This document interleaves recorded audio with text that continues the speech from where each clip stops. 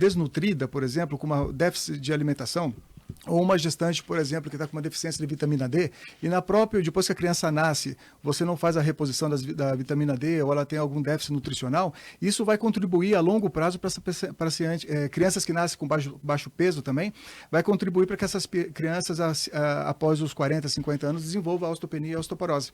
Então, tudo tem a ver com a nutrição e a atividade física também. Então, a gente vai voltar na atividade física. Então, crianças que fazem mais esporte, mais atividade física e têm um bom aporte nutricional, e na criança, ela pega mais o cálcio do leite mesmo, né? Depois a gente vai falar da lactose e de tudo mais. Então, são crianças que têm uma predisposição menor. Por quê? Porque, assim, os ossos, ele está eu vou explicar a fisiopatologia, mas ele está completamente sendo refeito. Então, você tem a absorção da óssea e ele vai sendo construído. Então, a cada 7, 8 anos, você tem uma regeneração total dos ossos. São ossos novos, tá? E com 25 anos de idade, você tem um platô, onde você está no auge da tua massa óssea. E dos 25 aos 30, você mantém, e depois dos 30 começa a haver perdas. E aí tem algumas coisas que influenciam a perda que nós vamos comentar. Mas o que eu quero dizer? Se é uma criança ativa, se ela é bem nutrida, isso é importante para que quando ela tenha 25 anos, ela já é um adulto, né, com 25 anos, ele está em completa formação de massa óssea, e isso vai contribuir para que no futuro não tenha osteopenia nem osteoporose, tá? Então essa é a principal definição e o que a gente tem que observar. Então, a criança tem que ser ativa, tem que praticar exercício físico, tem que se alimentar bem, né? E aí você vai ter um aporte ósseo maior. As mulheres têm um déficit ósseo maior do que o homem, tá? Pela perda hormonal. A gente vai comentar. O homem demora um pouquinho mais para acontecer isso. Então, vamos falar primeiro de algumas doenças que levam à osteoporose. Depois, de alguns alimentos, algumas doenças e alguns medicamentos também, tá? Então, assim, de doença, a gente pode falar do hipertiroidismo, tá? Podemos falar do hiperparatiroidismo, que são doenças metabólicas que alteram a formação do osso. Ela acaba degradando mais o osso, principalmente o hiperparatiroidismo, tá? Diabetes tipo 1, diabetes tipo 2, pacientes de DPLC, que tem enfisema, tá? Pacientes que fazem uso de corticoide... depois eu vou falar dos medicamentos. Mas, assim, de doenças, basicamente são essas. De estilo de vida é o sedentarismo. Sedentarismo, abuso no tabagismo, abuso no álcool. Isso contribui também para a osteoporose no futuro. Então, as doenças básicas são mais essas. Síndrome de Cushing, que é uma síndrome mais rara, que a pessoa tem uma produção em excesso de cortisol, aí também proporciona a osteoporose. Doenças autoimunes, lúpus eritematoso sistêmico, febre reumática. Então, são doenças que levam à osteoporose. E na fase adulta, alguns cânceres também, tipo o mieloma múltiplo, que também leva à perda de massa óssea, que é mais grave, tá? Então, falando assim, de doenças seriam essas. De remédio, que muita gente não fala.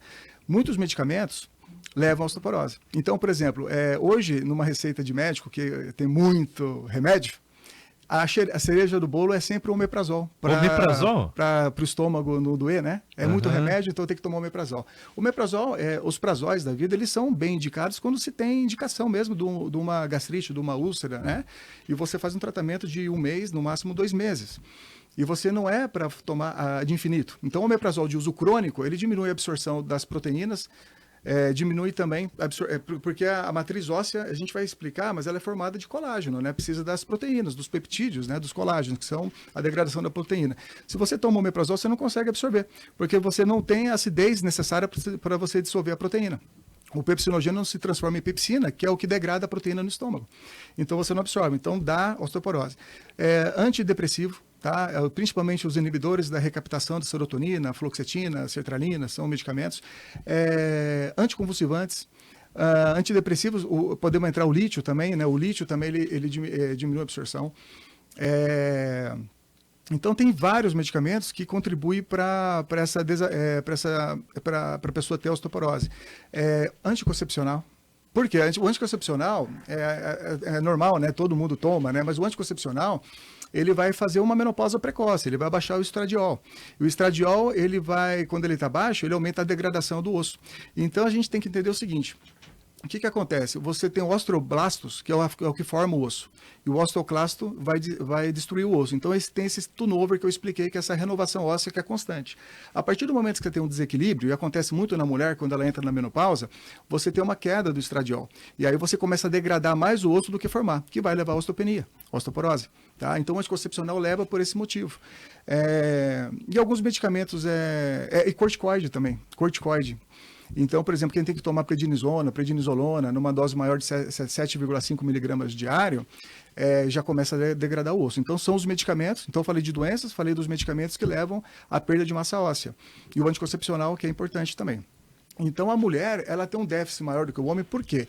Primeiro que a ossatura da mulher é menor do que a do homem. O homem tem mais ossos do que a mulher, né? E a mulher, depois dos 30, ela começa a perder já os hormônios. Então, começa a ter uma queda primeiro da progesterona. A progesterona, ele estimula os osteoblastos, que são os formadores dos ossos, tá? E depois, na sequência, quando ela começa a entrar na pré-menopausa, está começando a cair o estradiol. E na hora que ela para de menstruar, o estradiol cai, ela para de menstruar, entra na menopausa, no climatério, que a gente fala, que depois de um ano de menopausa já é o climatério. E aí essa perda do estrogênio, do estradiol, no caso, você tem um aumento da degradação mais do que a formação do osso. Então vai levar a osteoporose. Então, assim, há necessidade de fazer a reposição hormonal com hormônios bioidênticos. Depois a gente pode conversar sobre isso. Então é uma coisa bem complexa, né? Só que quando a pessoa já está na menopausa, ela aumenta muito o risco de doença cardiovascular. Porque esse cálcio fica ali sendo degradado do osso e vai para a corrente sanguínea. O cálcio não sabe voltar para o osso sem ele não ter um GPS. Até existe, que a gente vai comentar sobre isso. Então aumenta a calcificação. Então a osteopenia e a osteoporose é um marco para a gente para a doença cardiovascular. Por isso que a gente estuda toda essa fisiologia biomecânica, para poder intervir e prevenir um evento cardiovascular, além de melhorar a osteoporose. E também quem tem osteoporose tem um risco maior também de osteopenia, que é a perda de massa muscular. Então, assim, basicamente, tomar muito cuidado com o tipo de medicamento que você está usando, né, que pode causar osteoporose, começar a tratar desde o início, pensar sempre em atividade física, exercício, musculação também. A caminhada ela ajuda na estimulação óssea, nesse turnover ósseo. A musculação é importante também para manter a massa muscular, tá? E ajuda também na recuperação. Uma alimentação saudável, né? E a gente ia falar da lactose, né? Criança até 9 anos, ela produz a lactase, que é a enzima que degrada a lactose. Então, assim, a criança, ela é mais laticínio, né? O adulto não vai tirar o cálcio do leite, porque ele não tem a lactase, é mais complicado, tem intolerância. No mundo, hoje, nós sabemos que 65% da população tem intolerância à lactose, principalmente negro e principalmente os asiáticos, tá? Então, não é recomendado. Então, assim, nas verduras tem muito cálcio. Então, a gente tem que consumir. E aí você tem todo o tratamento que a gente vai comentar depois. Uhum. Até, você veja, doutor, então os fatores são vários, né? São vários. São vários aí, né? E passa para todas as partes aqui, né? Acho que em um deles aí a gente acaba se identificando, né? Opa, pera aí, aqui ou ali, né? Tá, tipo, vamos supor, tipo, a pessoa é diagnosticada, né, com a osteoporose, tá? Ela tem um nível, sim, doutor, tipo, que você falou lá no início, né? Se eu não tratar no início, ela pode ter uma evolução nesse caso? É assim, Juarez, o que eu sempre falo, que a gente está fazendo, é a prevenção para que a pessoa não tenha. Esse que é o objetivo maior. Depois que tem, vai ter que tratar. Aí eu vou explicar o tratamento. Então, isso que eu falei, de tomar cuidado com o tipo de medicamento que está usando, praticar atividade física, né, consumir bastante verduras que tem cálcio, manter a vitamina D em níveis bons, que seriam de 60, pelo menos, 60 nanogramas por ml, você ter e fazer atividade física, você vai ter pouca propensão de ter. Depois que você tem que tratar, tá? Só que assim, qual que é o tratamento hoje que o pessoal usa? Então vamos falar de tratamento convencional. A gente usa, o pessoal usa cálcio, usa vitamina D em doses muito baixas, depois eu vou comentar. Usa o alendronato, que são... O alendronato, o que ele faz? O alendronato de sódio, por exemplo, nós temos dois tipos, assim, os mais comuns, que é o alendronato de sódio, que é oral, e a gente tem o ácido zoledrônico, que é venoso. Então, essas medicações, elas inibem o osteoclasto. Então, assim, o osso, ele para de fazer formação. Você tem uma formação óssea, mas você não tem a degradação, e você não tem essa reconstituição desse turnover ósseo, que é o quê? A formação e a degradação em equilíbrio. Tá? Então, eu estou falando de tratamento convencional. Essas medicações melhoram a osteoporose, só que assim... Você já viu um remédio que melhora a osteoporose que você tem que tomar por 3 a 4 anos e parar?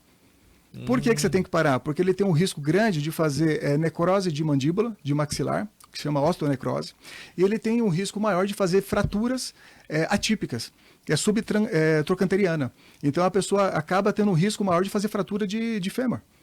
Tá, em lugares atípicos, usando o medicamento. Então você tem uma pausa. Eles pedem para usar de 3 a 5 anos, parar, né? E o ácido zoledrônico, que é venoso, que você faz uma vez por ano, 3 vezes. Você faz 3 anos seguido e para. Então, assim, o que a gente está querendo propor para vocês, explicando direitinho, é essa fisiologia e fazer o tratamento correto dessa fisiologia para que... Tá ao vivo, né? Estamos no ar. Para que a pessoa não tenha o problema e já começar a tratar. E tem outras formas, né? Como a gente sempre brinca, não tem um caminho só que leva a Roma, tem vários caminhos que levam a Roma. Então tem várias abordagens que a gente pode fazer que a gente melhora a osteopenia e a osteoporose. Então começa com esse tipo de tratamento. E uma coisa que eu ia falar, o cálcio, por exemplo. O cálcio, como eu disse, não sabe para onde ir. Então o que acontece? Quando você faz só cálcio, esse cálcio fica ali sem ir para o osso, e ele pode fazer o cálculo renal. Ele pode fazer uma calcificação no tecido mole, que seria nas válvulas cardíacas, no coração, nas artérias do coração, para aumentar o risco de infarto. No cérebro, aumentando o risco de doenças neurológicas. Então, assim, tem outros tratamentos.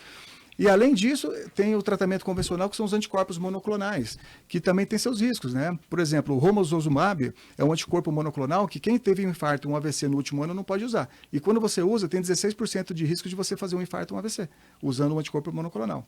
E tem outros também. Então, assim, é uma visão assim que eu falo que a prevenção sempre vai ganhar do tratamento. Se você faz a prevenção e depois você faz o tratamento correto, dá tudo certo. Mas, basicamente, eles falam de vitamina D e cálcio. Só que, olha lá, vamos lá para a gente conversar. 40 mil unidades de vitamina D a gente acha que é muito, né? Mas, na verdade, equivale a 1 miligrama. 1 miligrama. E aí, quando você faz, por exemplo, 400 unidades, que geralmente eles colocam 400 unidades de vitamina D com um pouco com cálcio, dá 0,01 miligramas de vitamina D, é muito baixo. Uma dose de 10 mil unidades por dia equivale a 0,25 miligramas de vitamina D. Tá? Então, assim, a gente já controla a vitamina D pelos exames de sangue. Então, tem que estar pelo menos 60 e baixar o paratormônio para a gente saber que ela está fazendo efeito. Aí, isso é importante tomar desde a infância, porque a vitamina D tem vários estudos mostrando diminuição de risco de doenças autoimunes, lúpus, diabetes tipo 1, câncer também, câncer principalmente estrogênio dependente, de mama, de próstata, de colo, que é intestino. Então, tem todo o tratamento que a gente faz que eu posso entrar para explicar para vocês. Mas, basicamente, o tratamento seria esse que eu te falei. Hoje o programa, quem está participando é o médico cardiologista, Dr. Júlio Narraz. Ele que atende aqui em Irati, no consultório Reviver, que fica na rua Conselheiro Zacarias. Gente, o WhatsApp para você marcar uma consulta com o Dr. Júlio Narraz é o 99973 0089. 999730089. E também tem as redes sociais. Tem o Instagram, Dr. Júlio Narraz, tem o canal no YouTube e também tem o site julionarraz.com.br. Em todos eles tem vários conteúdos, né, doutor? Sim, abrangemos vários conteúdos, não é só cardiologia, não. Assim como, por exemplo, o assunto de hoje é sobre a osteoporose, né, doutor? E o doutor Júlio Narraz, que está falando desse assunto aqui no programa, ele já falou aqui pra gente qual é a definição, o que é, né? As causas da osteoporose, também como que pode fazer o diagnóstico, né, de tudo isso, as consequências, né, doutor, que tudo isso também vai causar, né, na pessoa, caso ela não faça esse tratamento. E até mesmo daqui a pouco o doutor Júlio vai falar sobre, às vezes, a pessoa que tem a osteoporose, né, e teve uma fratura, né, doutor? Então, esse é o problema maior, né? A gente não pode deixar chegar até a fratura, né? Porque, assim, geralmente começa fraturas, assim, a gente fala que começa para você investigar mesmo, é fratura de vertebral, fratura de quadril, colo de fêmur e fratura de punho e de húmero proximal. Então, são fraturas que a gente fala que geralmente tem que investigar a osteoporose e a osteopenia. E o que a gente não quer é deixar chegar a esse ponto. Por quê? Uma fratura de quadril, por exemplo, a mortalidade no próximo ano chega em torno de 30%. O paciente chega a falecer de trombose, tá? Pode ser por pneumonia, por uma sepse de pneumonia. Então, assim, porque ele fica fragilizado, né? Fica acamado, né? E aí não volta às suas atividades habituais por causa da fratura. Mesmo que faça cirurgia, é complicado, né? Então, o que a gente não pode fazer é deixar chegar lá. Então, assim, o tratamento que eu estava comentando com você, por que a gente estuda tudo isso? Porque, assim, fazer só cálcio aumenta o risco de doença cardiovascular. Como eu disse, a própria osteoporose, ou osteopenia, já é um marcador para risco de doença cardiovascular. Então, a gente tem que saber tratar também, né? Então, assim, qual que é o melhor tratamento? Primeiro, a reposição das vitaminas e reposição das proteínas, do colágeno. Então, assim, a matriz óssea, 60% é colágeno. Tem que ter o colágeno. Para a gente absorver esse colágeno, tem que ter uma boa digestão, tem que ter uma boa acidez no estômago para proteger. Então, alguns medicamentos a gente acaba tirando, passando algumas enzimas digestivas, e aí tem que fazer o colágeno tipo 1, ou fazer um blend de aminoácidos onde já tem o colágeno, né? Porque os principais aminoácidos do colágeno, lisina, prolina e a glicina, ele já tem no blend de aminoácidos com outras coisas. Então ajuda na massa muscular e ajuda também na formação óssea. O que ajuda também na formação óssea são as vitaminas e os minerais. A gente tem que saber o seguinte, fazer um exame de sangue hoje de magnésio, você falar assim, eu não tenho deficiência, só 1% do magnésio está no sangue, tá? 60% está no osso, os outros 49%, os outros 39%, ele vai estar intraeritrocitário, que é dentro da hemácia. Então, o certo é você fazer um exame de magnésio intraeritrocitário, que é caro, e o plano de saúde não cobre. Então, a gente já repõe. Então, assim, o tratamento vai começar a vitamina D. Tem que fazer a vitamina D em doses mais altas, deixar em torno de 60 unidades, nanogramas por ml. A vitamina K2, porque a vitamina D, uma das coisas que ela faz, aumenta a absorção de cálcio e dificulta e diminui a liberação de cálcio na urina. Então ela vai reter mais cálcio, tá? E ela ajuda a fixar o cálcio no osso. A vitamina A ajuda a estimular o receptor da vitamina D para ela funcionar. Então são coisas que a gente tem que fazer. A K2, que é importante, que é a menaquinona, a vitamina K2. A K1 é mais para coagulação. A K2, ela é o GPS do cálcio. Então o que ela faz? Ela vai estimular uma proteína chamada MG-próton, matriz GLA-próton, e ela não deixa o cálcio depositar nos tecidos moles e coloca o cálcio no osso, porque ela estimula a osteocalcina, e a osteocalcina segura o cálcio no osso. Então a vitamina K2 é importantíssima para isso. Aí os minerais, magnésio, como eu falei, tem que ter o magnésio. Precisamos, nem sempre a gente faz cálcio. Por quê? Porque a própria vitamina D vai aumentar a absorção de cálcio. A gente controla pelo cálcio iônico do sangue. Então nem sempre precisa do cálcio. Precisa de alguns minerais também, que é o boro, precisa do zinco, precisa do cobre, precisa do molibdênio para você melhorar a parte óssea. Então são esses minerais que são importantíssimos. Uma coisa que eu não falei, a homocisteína alta, que é um exame que a gente faz no sangue, que é uma proteína que vem do fígado, quando ela está acima de 14, aumenta 70% o risco de fratura. Então a gente tem que abaixar a homocisteína. E a gente abaixa com as vitaminas do complexo B, principalmente a B6, a B9 e o trimetilglicina. Então a gente usa sempre forma ativa, né? A B6 é o piridoxal 5-fosfato, a B9 a gente não usa ácido fólico, a gente usa metilfolato, que é a forma ativa. Isso vai ajudar a baixar a homocisteína, também diminuindo o risco de fraturas, tá? Então, a vitamina C. A vitamina C também é o precursor do colágeno tipo 1. A gente está falando do colágeno tipo 1. Daria para comprar na internet, por exemplo, ou em alguma loja de produtos naturais, o próprio peptídeo de colágeno, mas eu prefiro o blend de aminoácidos que tem todos os aminoácidos. Então, basicamente, o tratamento vai nessa parte. E aí você vai avaliar o homem e a mulher. Por exemplo, o homem que tem hipogonadismo, falta de testosterona, tem que repor, porque a testosterona aumenta o osteoblasto, então aumenta a formação óssea. Aí eu faço isso no consultório, eu faço a reposição da testosterona quando bem indicado, quando está em falta. A mulher, mesma coisa. Na mulher que está na menopausa, você faz o diagnóstico, vai dosar o FSH, que é o hormônio folículo estimulante, e o estradiol. O FSH alto, o estradiol baixo, está na menopausa, tem que fazer reposição com hormônios bioidênticos. Porque assim, o pessoal usa muito hormônio sintético. O hormônio sintético, eles são derivados de égua equina, né? São progestágenos. Então, assim, eles não têm o efeito do hormônio bioidêntico. Em outras palavras, aumenta o risco de câncer de mama, e os hormônios bioidênticos não.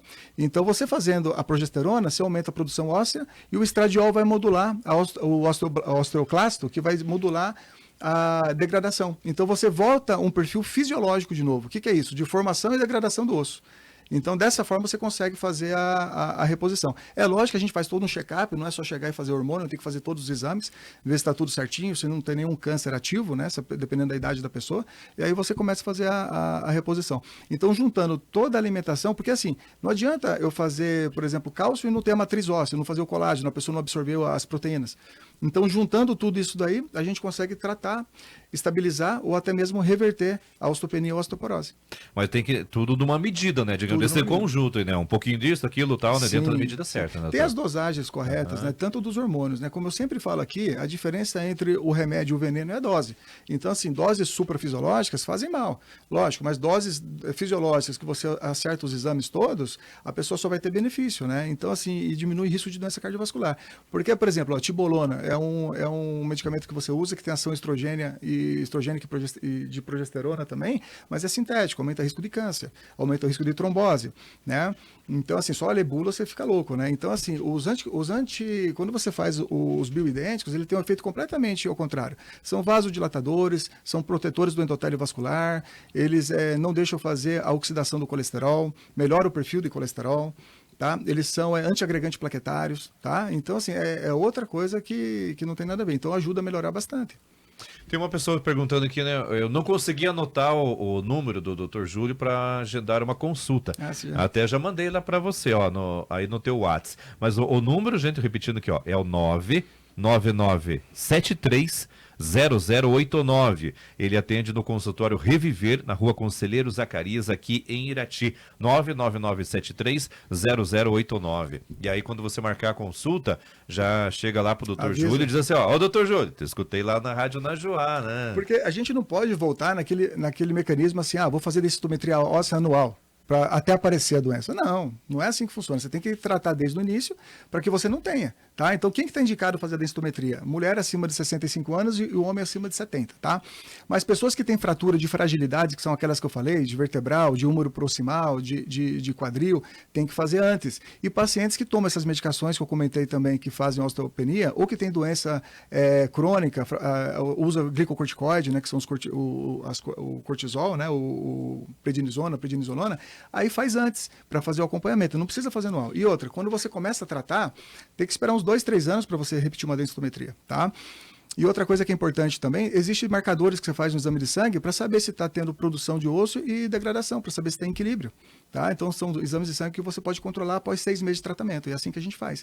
E aí, e não fica nessa, de só, o alendronato ele é bonito, porque assim, você começa a usar, não estou sendo contra, mas estou explicando como é que o remédio funciona. Ele aumenta a densidade do mineral óssea, só que o osso fica frágil, porque ele diminui só a degradação. Como não tem aquele turnover, que é o que? A formação e a degradação ao mesmo tempo, você tem essas fraturas atípicas que eu comentei, depois de um longo tempo de uso. E eu vejo pacientes, às vezes, do consultório, principalmente do SUS, que vem de outros médicos, tomando há 10 anos, 7 anos, né? Além do risco de gastrite, esofagite, até câncer de esôfago que pode dar, que você tem que tomar ele em jejum, uma vez por semana, ficar sem deitar, tem várias coisas. Mas é isso aí, Júlio. Acho bacana. O doutor Júlio, tem uma pessoa aqui que ela falou o seguinte, ó. Eu tenho excesso de cálcio no corpo, inclusive nas artérias. Tenho uma pedra no rim de 4 centímetros. Deve ser milímetros, aqui, né? Milímetros, né? 4 centímetros não, né? 4 milímetros. Estou tentando quebrar já faz anos. Em 2012, operei, já foi tirado uma pedra grande. 3 meses depois, meu rim tinha produzido mais 3. O médico me falou que o meu corpo produz muito cálcio. Então, o cálcio é o seguinte, é aquele metabolismo que eu comentei. O hiperparatiroidismo é uma das causas. Então, tem que investigar a paratireoide, pedir um exame chamado paratormônio. Porque se você tem um hiperparatiroidismo, que é uma produção excessiva do paratormônio, como ele estimula o osteoclasto, ele vai degradar o osso, então vai aumentar o cálcio do osso. Tem 2 situações. Refrigerante, falta de líquido, tá? Comida processada, aumenta o risco de cálculo renal. Agora, se ela tem um cálcio alto, tem que afastar a primeira coisa, o paratormônio, e afastar doenças mais graves dos ossos, tá? Tem a doença de Paget, que tem que investigar. Existe o mieloma múltiplo, que é uma doença mais grave, que é um câncer, mas aí, tipo assim, não é para ficar preocupada. Eu estou falando que tem que se investigar para saber a causa, mas tem que partir primeiro do exame de sangue do paratormônio, tá? E aí fazer a investigação. No mieloma múltiplo, a gente pede eletroforese de proteína, tá? E aí eles fazem. E o paratormônio é o PTH, que é um exame que a gente faz, a dosagem tem que ser do cálcio iônico. Então, você está fazendo um cálculo de repetição, se não for por doença, pode ser por falta de água. Refrigerante faz isso também, tá? É alguma alimentação errada. Tá bem, 9h47, doutor Júlio. Meu Deus, já tá acabando o programa, né? Meu rapaz. Deus do céu. Como passou rápido, né, doutor? Passou rápido, como sempre, como sempre. Como sempre, né? Muito bem, 9h47, doutor Júlio Narraz, ele que é médico cardiologista, ele que participou aqui do programa Espaço Cidadão. Ó, tem uma pessoa aqui que mandou, ó, bom dia, estou na escuta. Comecei na sexta-feira a me tratar com o Dr. Júlio, ótimo médico. É a Eva Maria Dias. Opa, que bom. É recente. Deixa ela melhorar mais com o tratamento. É isso aí, Eva. Depois conta aí pra gente, tá bom? Muito bem. O telefone para você marcar a avaliação com o Dr. Júlio Narraz é o 999-730089. Ele atende aqui em Irati, no consultório Reviver, na rua Conselheiro Zacarias. Dr. Júlio, eu sei que agora o próximo programa é só depois do Natal. Então, já desejo para você um feliz, abençoado Natal e a todos da sua família. Amém. Obrigado, Juarez, para você também, para todos os nossos ouvintes, os nossos amigos, pacientes, tá? Agradeço essa manhã que vocês ficaram conosco aqui nesse momento, para mim, muito especial. Bacana demais. 9h47, amanhã tem mais Espaço Cidadão. Tchau. Quando a gente monta um pinheirinho aqui em casa, eu sempre falo pro meu pai.